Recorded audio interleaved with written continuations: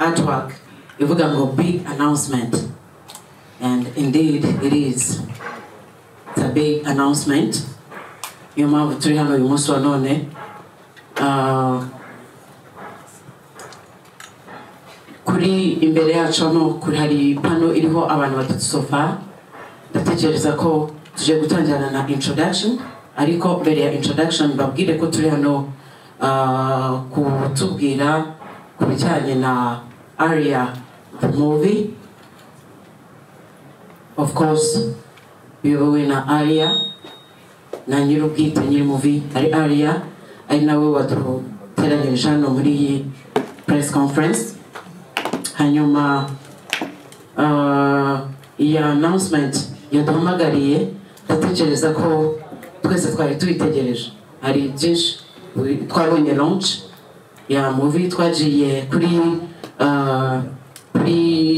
Canal Olympia twabonye movie.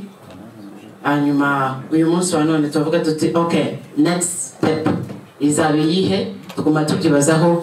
Ndatekereza ko amazina yanjye ni Benimana Ramadan Patrick. Amazina azwi cyane, brand name Nibamenya. Ndi hano nk'umuntu wagize uruhare kuri iyi filime kugira ngo ishobore kuba yagaragara mu minota itariza kuba ari myinshi, iraza kuba igiye hanze. Nicyo kinyicaje hano. Murakoze. Amazina yanjye ubundi nitwa Mutabazi Diaro, ariko nkabazwi nka DJ Diaro. So ndi umwe mu bantu bagaragaye muri iyi filime igiye kujya hanze mu minota mikeya. Murakoze.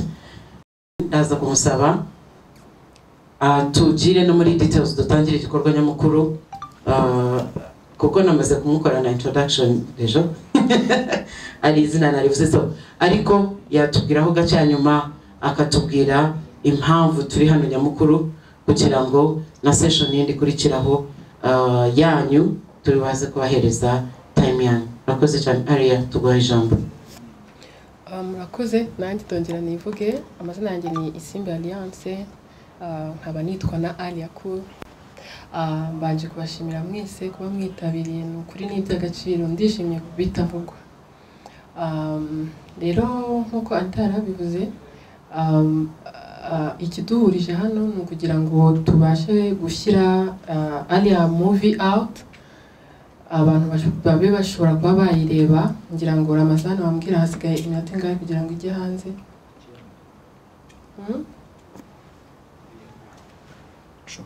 Hasigaye iminota 10 gusa kugira ngo ibe yajya hanze. Ikaba iri buze kuba iri kuri YouTube, kuri channel yanjye ya Alia Cool Isimbi. Abantu baba bagiye kuba bashyizemo reminder kugira ngo niza kuba ijya hanze babashe kuyibona. Ni filime rero nakoze, nyikora n'imbaraga zanjye zose, ariko zizaguka zikaba nyinshi, zikazakora izindi filime ni kuyirusha. Ariko kugeza ubu izo nari mfite zose narazikoresheje. Nizera ko abanyarwanda rizabashimisha, kandi nkaba nshimira na Ramadan na Diaro baje hano uyu munsi kubana nanjye, babanye nanjye muri uru rugendo rwose. Diaro yakinnye muri iyi filime, yakinnye yitwa Bishop. Hanyuma Ramadan akaba yarayiyoboye, akanamfasha kuyidevelopa script. Yamfashije ibintu byinshi no kunkangura byose birimo nasinziri. Ngira ngo nibyo. Ijambo narisubiza Anita. Murakoze cyane. Nta bintu byinshi cyane turi busubiremo. Tugeza ko ari umwanya wo abashaka kubaza mwamubaza. Nanjye hano ndi nka transporter w'iyi microphone, ari kugeza aho ushaka umanika ukuboko nkugeraho. Turakira ibibazo bibiri cyangwa bitatu. Session ni ibibazo bya mbere.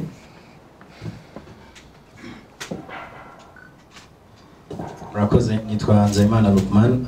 Nkaba nshaka kubaza Alia kuri iyi filime, kubera ko ukurikiye izina Alia ni izina rye, ariko ni izina rya film.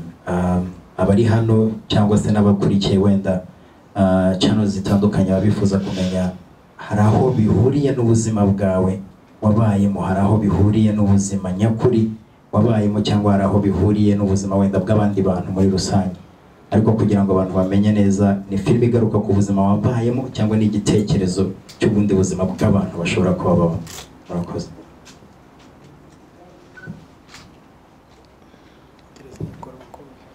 Murakoze.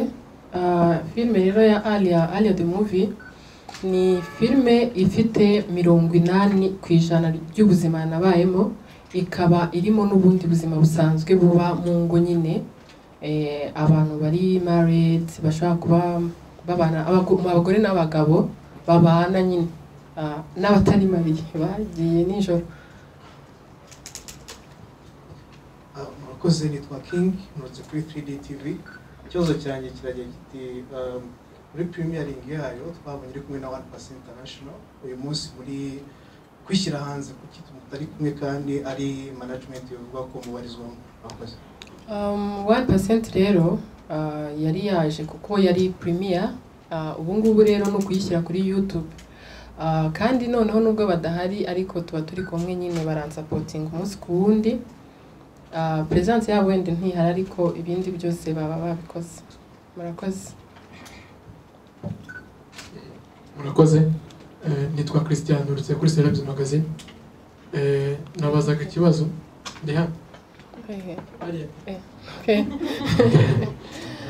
Nabazaga ubwo duheruka kuyireba filime hariya, byari bimaze iminsi yaciyemo igihe abantu bibaza ahantu ushobora kwikura, ayenda hari uburyo mwabanje kubitekerezaho kugira ngo mubanze mu development cyangwa mugire ukuntu mugira icyo mukuramo?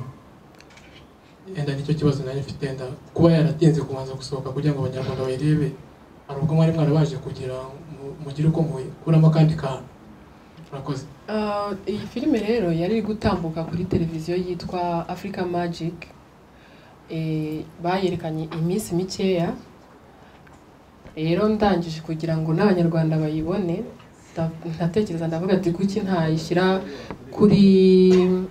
kuri YouTube. Sofa nyine niyo platform nyine nini ihari ishobora gutuma abanyarwanda bayireba, niyo mpamvu natinze, kandi natinze kugira ngo nyine izaze nyine abantu bari excited nk'ukuntu bari excited n'ubundi ubu ngubu. Murakoze, nitwa Bionika Soez kuri Legacy TV. Ubashije nk'ubikomeje ikibazo nanjye mu kukubaza, trailer y'iyi filime yagiye hanze muri 2020, hashize umwaka utarashyira kuri YouTube. Ese ni iki cyatumye cyangwa se cyateye kutayishyiraho igihe cyose cy'umwaka wategereje? Ize mbogamizi wahuye nazo kugira ngo ntubashe kubikora? Murakoze. Nta mbogamizi nanjye nahuye nazo, ahubwo iyi filime nayikoreze ku mpamvu nyinshi zitandukanye. Muri izo mpamvu rero harimo kuba yazajya no kuri YouTube. Rero muri icyo gihe nabaga ntarayishyira kuri YouTube, nari ndi kuyikoresha izindi mpamvu zatumye nyikora, nk'izo nyine natangiye mbabwira, n'izindi zagenda ziza kubigiye kuri YouTube. Ntago ari cyo kivuga ko ariho birangiriye, izabona n'ahandi Imana nimfasha nyine. Niyo mpamvu itahise yihutira kujya kuri YouTube. Murakoze. Ndafite ikibazo. Ikibazo mfite ni nk'igitekerezo.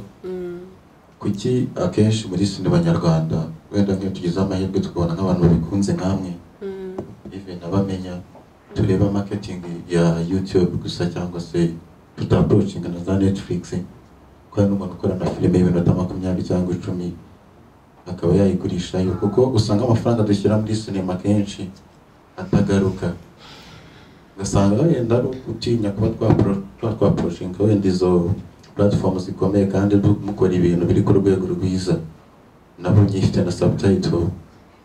Kuki mutakegera ayo companies yandi akomeye, ko tubona no kuri Star Jazzera bashyiraho filime ziri mu Kinyarwanda wenda hariho subtitles kandi zikarebwa? Kuki mutinya wenda marketing zikomeye? Sinzi wenda niba aricyo mwabimbwiraho cyangwa harabigerageje. Actually ugiye kumfasha gusubiza ikibazo cy'uwo mu type, ni nkaho unyunganiye. urumva yambajije impamvu ntashyize kuri YouTube. Ndi kugerageza, urabizi n'urugendo nyine ruba rutoroshye, ariko ndatrayinga nyine kugira ngo naho ngaho bizahagere. Ntago ari uko ntazi ko bahari, naranabegereye, ariko ntekereza ko ariyo ntumbero yanjye, haba kuri iyi cyangwa izindi project zizaza. Emi,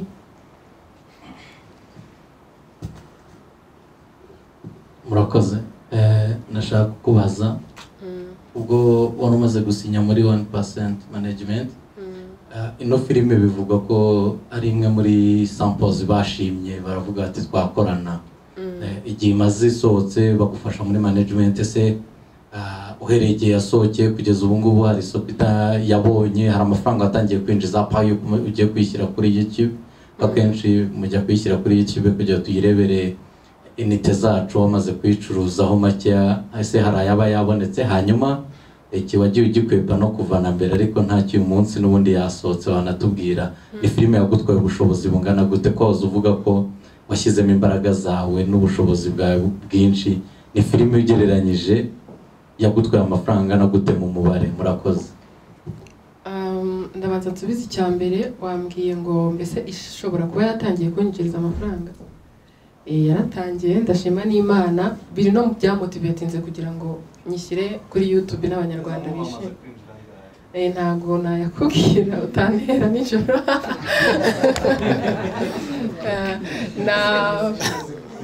Naho icya kabiri harya warumbajije ni amafaranga still. Ariko Emi afite ikibazo cy'amafaranga mbimenye cyane. Amafaranga rero iyi filime yaba yarantwayeyo ntabwo nako yaratwaye, ntabwo nshobora kubivuga nonaha, gusa nimara kugafata neza rwose ku buryo nzabibabwira buri wese akavuga ati naha watangiriye, nsigaje ngiye nkora amaproje ya zanzozi zanjye nyine, amaproje amafaranga naratunga, nzababwira amafaranga natanze kuri iyi filime. Urakoze. Nanze kubikurikiranya ari byinshi. Ikindi rero nyuma y'iyi ngiyi hari amakuru yavugaga ko ugiye gutangira gukora indi proje ya mbere uri gukorana na 1% Nani management. Ni filime agomba gukina mu bihugu bitandukanye, Nigeria, Tanzania ndetse n'u Rwanda. Iyi ngiyi isa naho deja yageze ku isoko, de niyo proje yindi igeze he? Iyo proje yindi rero twatangiye shooting yo muri Tanzania, yo muri Nigeria twarayirangije. Umunsi w'ejo nzajya Tanzania, naho aho tuzaba turimo gukorera nanone shooting ya Tanzania, then tuzagaruke mu Rwanda. Ikibazo kindi nari mfite nuko ukorana na team ibarizwa muri Nigeria, wenda niko nabivuga. Uyu munsi twabonye premiere day film Alia the movie mu Rwanda, ariko buri umuntu atangiye gukorana n'abantu bari international, aba yifuza ko nawe ashobora kwaguka nko uri kuvuga kuzajya Dar es Salaam. Ku bwanjye nabazaga nti birashoboka ko iyi film nayo uzakora premiere cyangwa se izaba premiered mu gihugu cya Nigeria, kugira ngo turebe niyo market yuko wenda ushobora kuyifata nk'umukinnyi w'umunyarwanda kandi ubarizwa muri sinema nyarwanda, ariko wakoreye premiere film ibaye premiere mu gihugu cya Nigeria, kuko ni industry ikomeye kandi ni industry nekereza ko ari cyo yasiga kuri career yawe. Nakoze private premiere, ariko hazaba nyine nyereka abantu bari private kugira ngo barebe uko movie imeze iki, ariko iri open izaba muri kwa 12 nyine. Nimva muri Tanzania nzahamara icyumweru kimwe, hanyuma mpite njya Nigeria, ni naho izabera. Urakoze. Zete Roxy, abantu uretse kuri One Fox TV. Twabonye filime yawe, bigaragara ko ari urugendo wakoze actinga nka producer. Twabonye filime yawe nyine ukora muri, ugaragara ko ukora nka producer muri sinema yawe.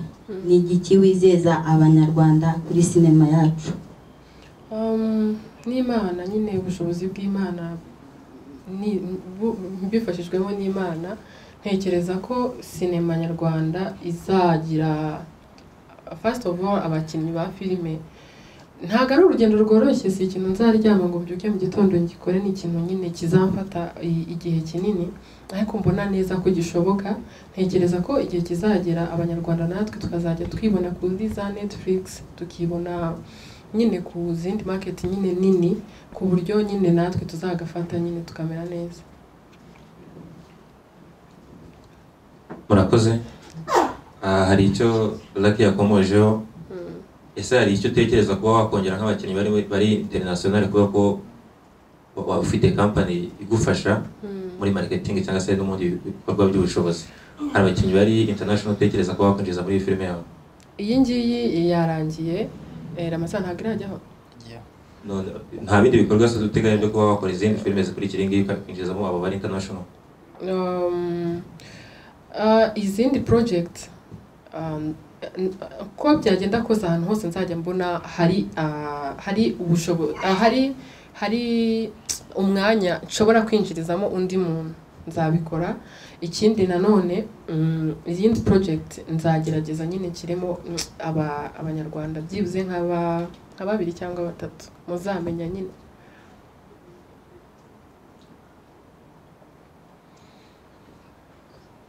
Hari ikindi kibazo?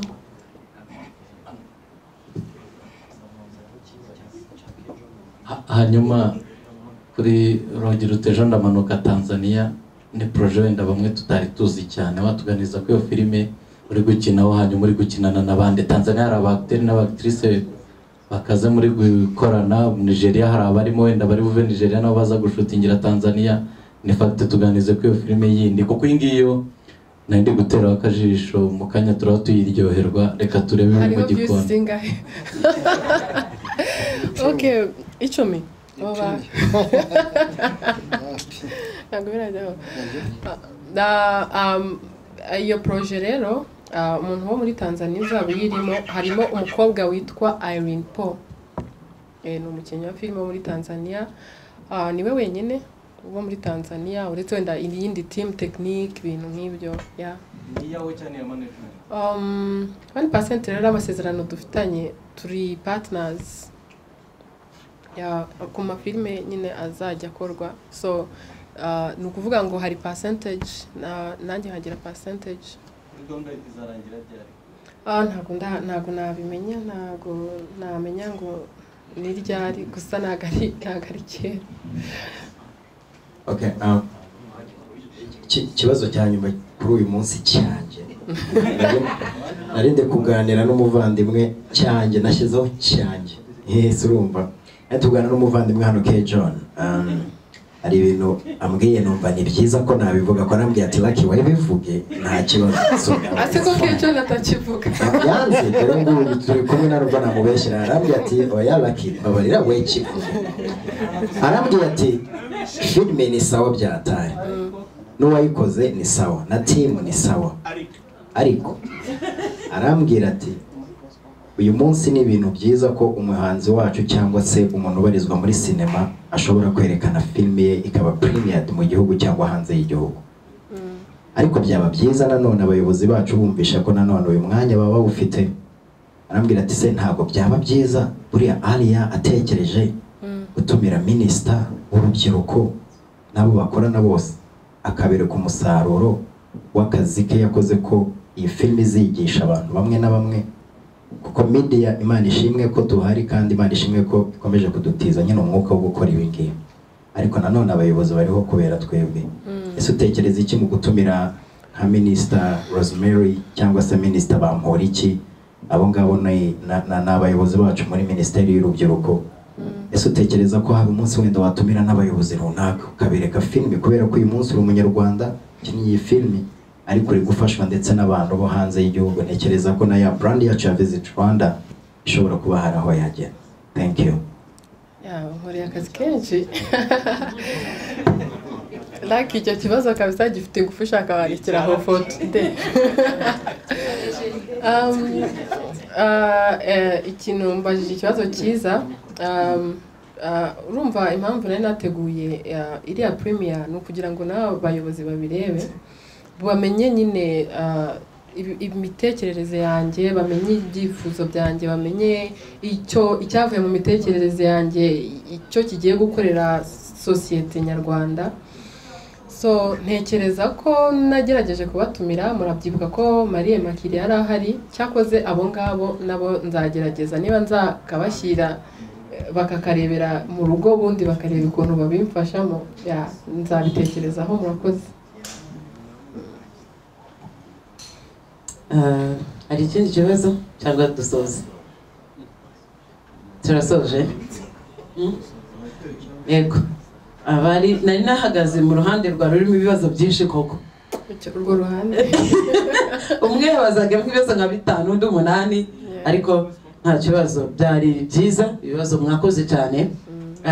Ariya sinzi niba ari indi message dufitiye utatubwiye watugezaho, cyangwa se sinzi niba muri team aho muri kumwe hari icyo bashaka kuvugaho hanyuma kugira ngo tugane ku musozo.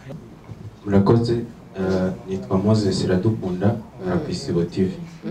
Na mbere nabanza gushimira hariya na timu yose, filime ni nziza, nge nari ndimo ndebaho n'ama views biri kugenda bizamuka. Mumbabarire murebe, mbabarira rwose. Ibibazo nka 2. Icya mbere ndabaza muri team ndetse kuri director wa directing iyi filime, bamenya uyu munsi filime ntabwo yari iri kuri YouTube, imaze kujyaho, nawe n'umwe mu bahakorera. Nagira ngo dusangize experience se iyo haje indi filime, isoko rihari rirahagije cyangwa muba mugiye guhangana mukabirwaniramo. Ikindi cya 2,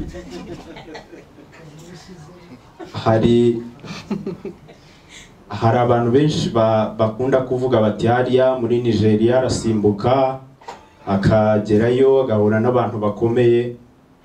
Uyu munsi yatubwiye ko ari na projet afiteyo.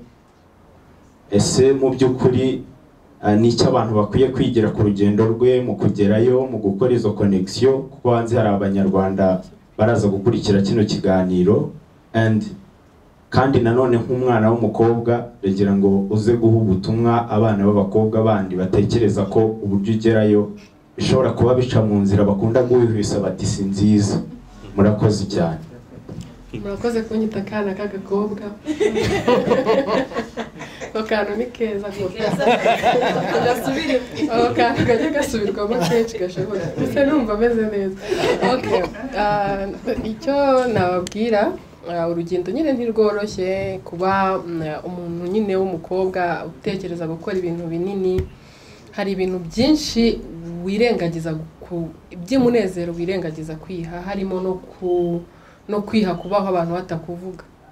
Rero iyo wafashe intambwe yo gukora ikintu gikomeye, uba ubizi neza ko bagomba kuvuga ko izo nzira atari nziza, ariko iyo ubizi neza ko inzira ari nziza urabona n'umusaruro, kandi ubizi neza ko nabo bazawubona, burya ntacyo biba bitwaye. Icyo nabwira abana b'abakobwa ari kuvuga, ndumva ko wambwiye, nababwira ko inzozi ziba impamo ari uko ugize ikintu uzikoraho. Iyo utazikozeho ikintu runaka rero zirakomeza zikaba inzozi, ndetse rimwe na rimwe zikanibagirana. So ako kantu niko numva nababwira, kugira ngo n'abafite dreams bagerageze kugira icyo bazikoraho kugira ngo babashe kuzacivinga. Nicyo kibazo mbashije gusa. Yego. Murakoze. Ramadhan. Yego. Murakoze.